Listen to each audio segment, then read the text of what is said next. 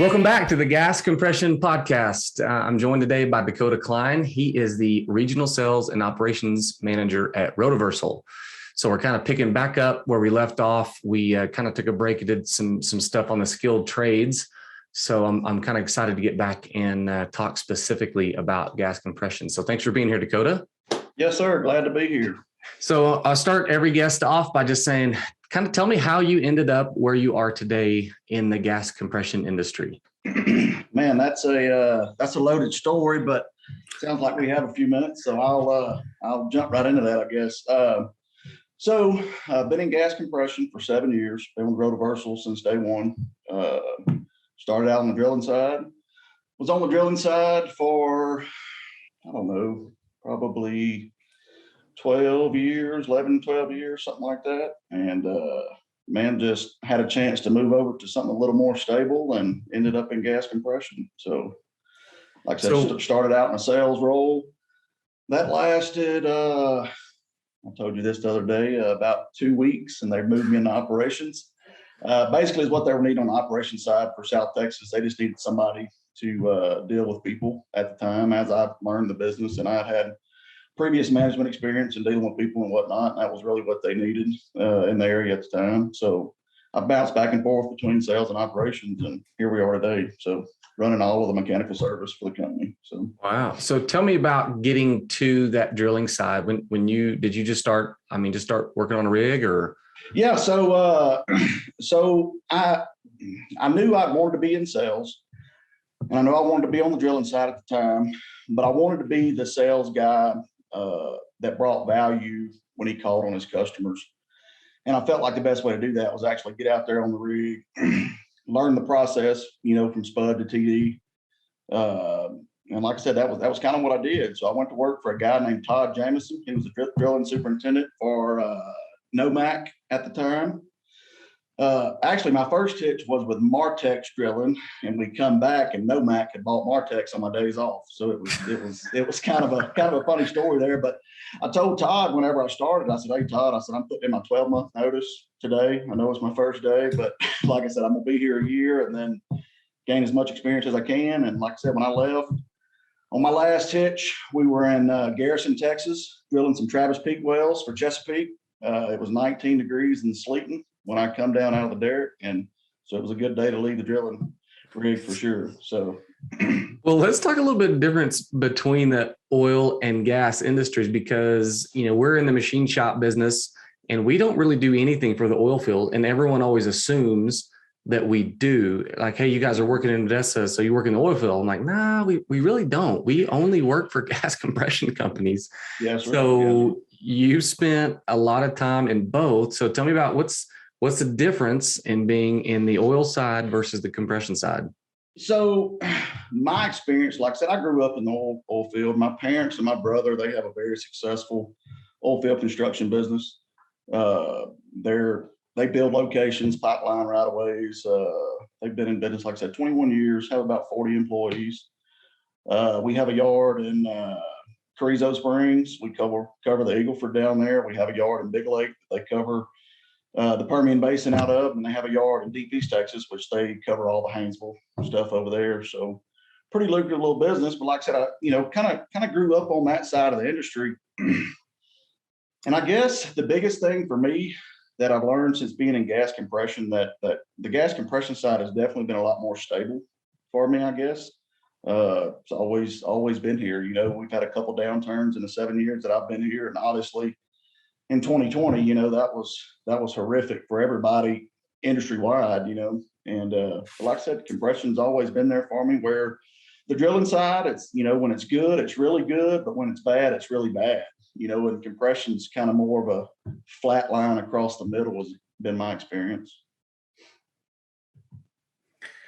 So one question to have, because I really haven't talked to many people in the oil field industry, but why don't more people say, I'm kind of tired of the up and down swings. I think I'm going to go try the gas compression, try something different. It seems like everyone that's in that, I guess they're just used to it and they just play the game and it just goes up and down and up and down. Or yeah, I know that, the work that we do, like I said, we're an aftermarket mechanical service group. I manage About 30 technicians. Like I said, I cover everything here in the Permian. I've got guys stretched from the Permian, plumb up to Utah.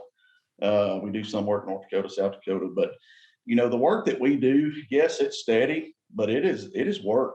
I mean, there's nothing like having a customer call you at 2 o'clock in the morning, and it's, just like today, we're getting ready for the temperatures drop down in the low teens, and our phone will be ringing tonight when that snow comes in and units going down. So it's, going out at 2 o'clock in the morning, 3 o'clock in the morning, and, working 12, 14, 16 hours, which the 16-hour mark is kind of our deadline with the DOT regs and whatnot. So, but it's definitely work, man. If you don't like, to really get after it, compression it's a full-time job for sure. So I think that the workload is really what maybe scares some people off, I guess, because it's nonstop. So. Well, you mentioned something about 2020 being horrific for everyone. How did you and Roto-Versal, and how'd y'all weather that storm? I mean, gas prices tanked. And I know in our business, we saw the gas compression side slow way down in terms of people doing repairs or even, crash maintenance work. Yeah, for sure. And like I said, that was something that we experienced with a lot of our customer base. Really went into like that crash maintenance program, which being in the machine shop business, that's not always good. And it's nothing that our customers like doing as well, but sometimes that's just where the market pushes you. But yeah, luckily for Roto-Versal, we're a privately held company. We're one of multiple companies that a family in Houston owns. And we were able to get pretty tight pretty quick. Like I said, the bottom just fell out of the industry there in about 90 days is what that's what we've seen with what we do and the customers that we have. It was like a 90-day turnaround. The bottom just fell out of it, but we were able to shrink. We started doing a lot more with less, I guess. And like I said, we have a pretty solid customer base, and the customers that we work for, they definitely kept us going through that. But our revenues were off tremendously. But like I said, as far as the whole COVID deal, like I said, me being a face-to-face kind of guy, I love meeting with my customers, entertaining my customers, whether it's lunch, dinner, breakfast, a day on the golf course or something like that, man. It kind of took me out of my comfort zone of how I learned to sell. And I learned to sell being a very, very personable person. And everything went to Zoom meetings like we're on now, So it was definitely different for me. Like I said, but difference not always bad. So it was a change, kind of taught a older dog some new tricks. So like I said, it was good for sure. So just different and trying times for sure. Being a smaller privately held company, that always allows for some entrepreneurial insight. So did you guys do anything or create anything new or anything you want to share? Like, yes, absolutely. That kind of forced us into that thing. I love hearing those stories. So what?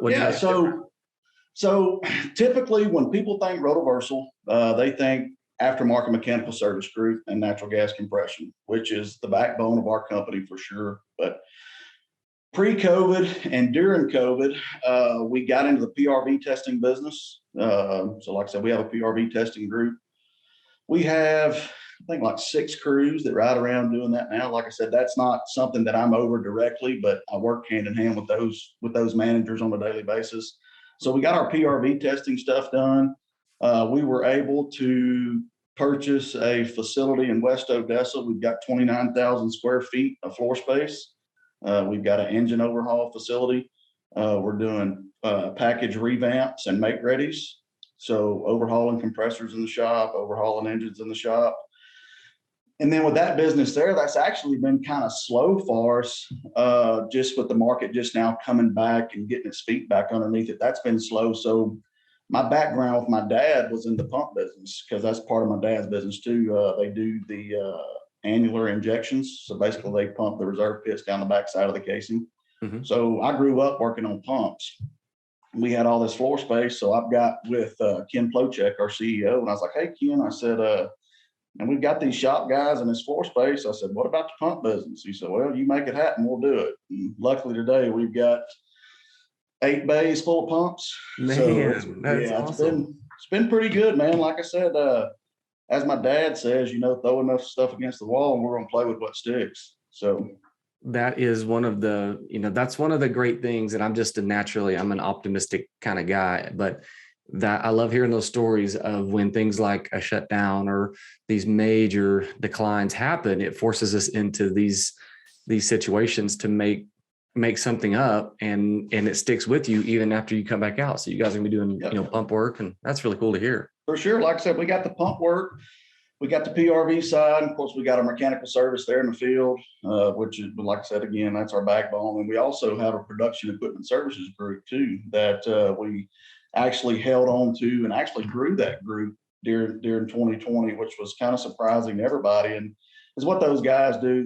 They do basically everything from like ESDs, they do D-high work, burner management systems, your glycol pumps. We rebuild glycol pumps here in the shop as well, swing them there in the field. So we do a lot of that kind of stuff. And once again, that's not really my specialty per se, but I work hand in hand with those managers as well. So yeah. Tell me about the hiring and labor force situation down in the Permian Basin. Are you guys really got lots of talented people wanting to work? Sure. Are you having a hard time? What's that situation for you? So is what we found here at Roto-Versal, that the labor pool in the Permian, what we do is such a specialized trade with the equipment that we work on, that we treat the Permian like offshore with asphalt. We rotate everybody in. We have 2-in-1 rotations and 3-in-1 rotations. Fly my guys in, a lot of them drive in. We provide housing here for them as well. But yeah, as far as my tech availability today, as far as quality of technicians, I have the most solid group of guys today that I've had in the 7 years that I've been here. Wow. And I think a lot of that, one of the contributing factors to that is the culture that we've been able to build here at Roto-Versal, that, we're a very family oriented company. We treat people like people, because I'm a firm believer, and I was raised that a company is nothing more than ink on paper. Your people make your company. And I try to manage that every day. And it's what I tell all these guys that work with me. I say, guys, I'm not your boss. Y'all have y'all's job to do. I have my job. I manage a process. I treat people like people, and I manage a process. And I think that word has gotten out, that, man, Roto-Versal is just a good company to work for. And like I said, it's definitely helped us in our recruiting effort for sure. That's awesome. Do you guys have any kind of apprentice program where you hire people in? I've been talking a lot about that, and just we kind of did a segue into the skilled trades. And that's one thing that seems like we're missing in terms of, the tech schools, the vocational schools are trying, but then there's kind of a disconnect between what the real world and the market is needing. And when they get out of school, they're not quite ready. But, over here on the machine shop, or like what you're saying is, hey, you need some experience. And they're saying, we don't have any experience, but I got the certificate. So do you guys have any kind of apprentice program? Or yeah, so we dabble in that a little bit. We have a couple of our really good customers that they call us, and like I said, there's some of the bigger rental companies. We do a lot of work for rental companies. We have one in particular that we have a great relationship with, one of the majors, and we've taken a couple guys that they've had over the past couple of years that, like, hey, this kid will work. Great work ethic. He doesn't know enough about gas compression for us to hire him, and we'll bring him in on a 6-month deal or a 12-month deal, and kind of get them familiar with the basics of gas compression, and then they go on to work for one of our customers, which has been, it's good for us, it's good for them. Keeps an open line of communication between us and our customers, and there's a line of trust there as well. So that's great to hear. That is great to hear. And, I'm in a family business too. And so it's nice to be able to kind of keep that culture and do that. That's for awesome. sure.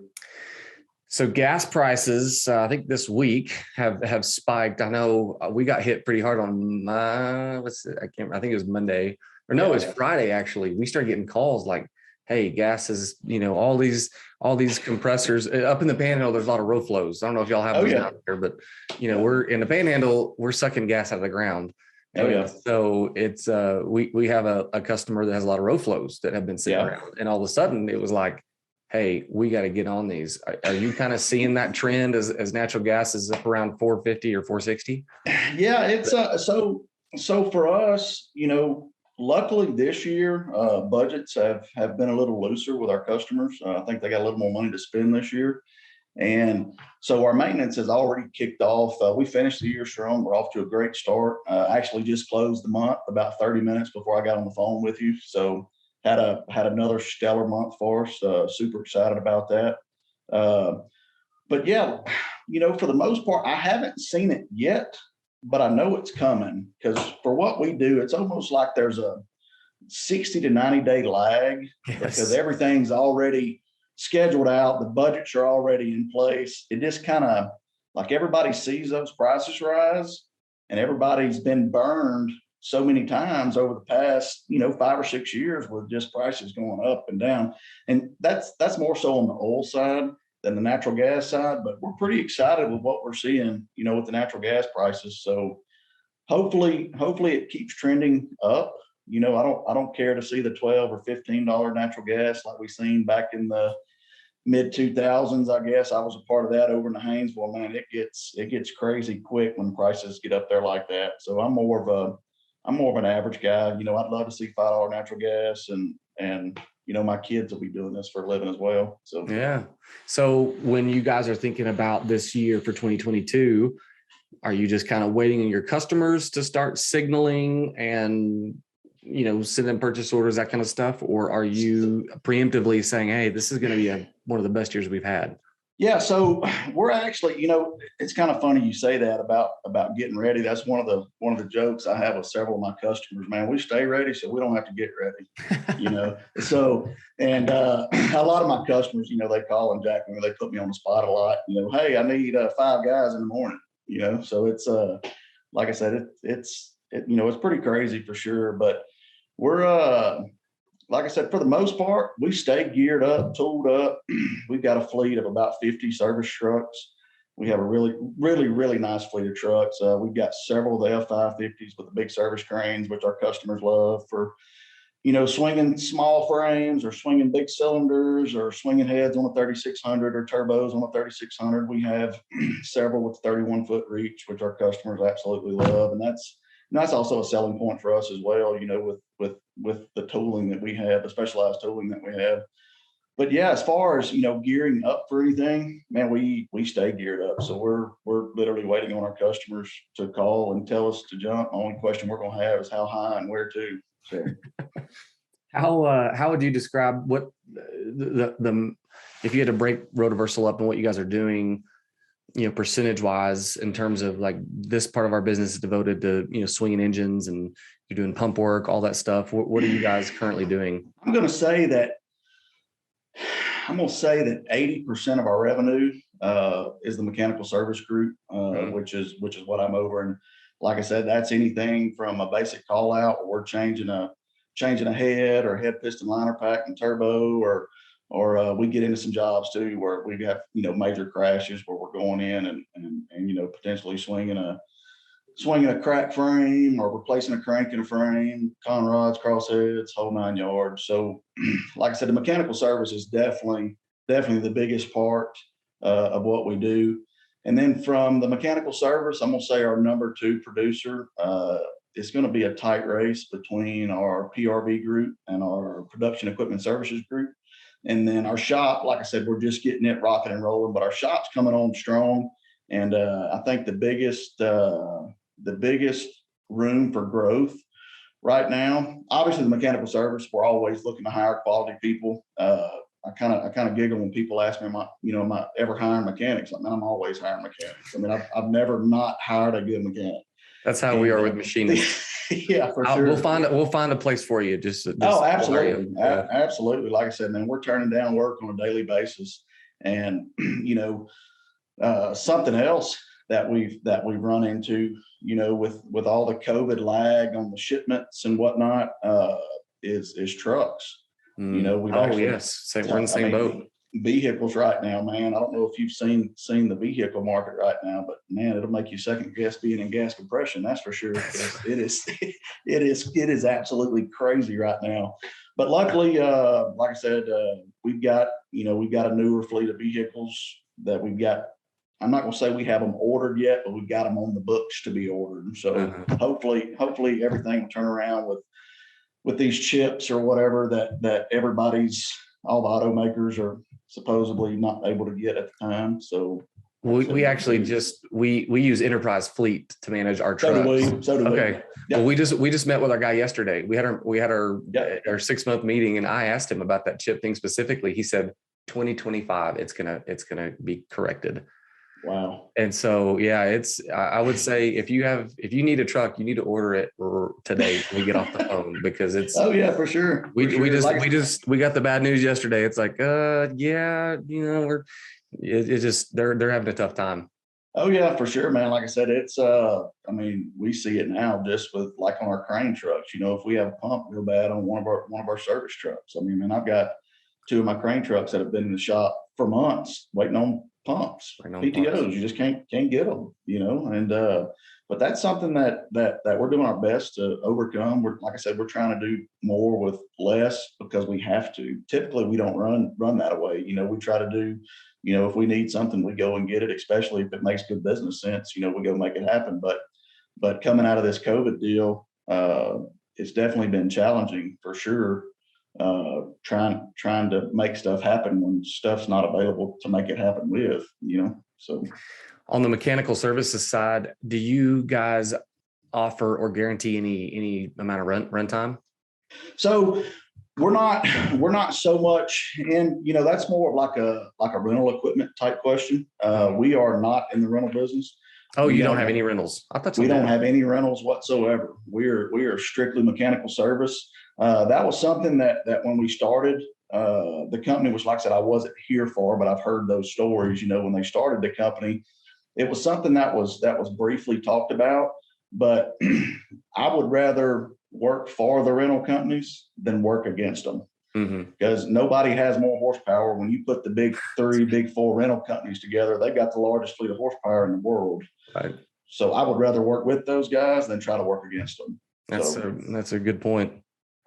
And how far out are you said you're going up into North Dakota? Yes. Utah. How far out are you spread north and south? So I go as far, we do some work in South Texas, deep South Texas. Not a lot. Like I said, that market's kind of played out for what we do. It really doesn't fit our business model to work down there. But my largest concentration of people today is actually in Colorado, Wyoming, up in that area right now. And that's just, like I said, we had a customer that kind of run into some issues, come up short with people, and I'm kind of supplementing their workforce currently. But the Permian is by far the backbone of what we do. That's where I'm going to say 75% of my people typically are right here in the Permian, within a couple hundred miles of like Midland, Odessa, I guess. But yeah, like I said, we go as far north as I've been. Like northwest will be like Vernal, Utah, up in that area.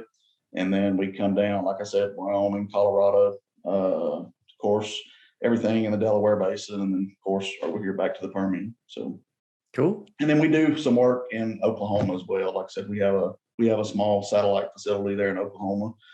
We keep a few guys up there busy too. So. Well, cool. Man, sounds like you are number 1, busy, and number 2, optimistic about 2022. So, oh man, we're fired up, bud, for sure. I love hearing that. So if you want to know more about Roto-Versal, just, Google them. You can reach out to Dakotah on LinkedIn. Any other places people can find you or learn more about? Yeah, basically, like I said, man, I'm very active on my LinkedIn page. I get a lot of people jacking with me because I've always got a one-liner that I drop on there, whether I'm trying to hire people or, just trying to stay relevant with our customer base. Like I said, we have a lot of fun here at Roto-Versal, and just like my dad always says, if I can't have fun, I'm not going to do it. So, like I said, LinkedIn is by far the best place to get up with me. Awesome. Well, yeah, go check out Dakotah and Roto-Versal, see what they're doing. And thanks for being on the show. And I hope you guys have a great 2022. And man, look forward to connecting again within the future. Yes, sir. You as well. Hey, I appreciate you having me, and look forward to see what you have going on with the podcast and watching it grow. And just glad I could be a part of it. Thanks, man. Appreciate it. We'll talk to you soon. Yes, sir. Thank you.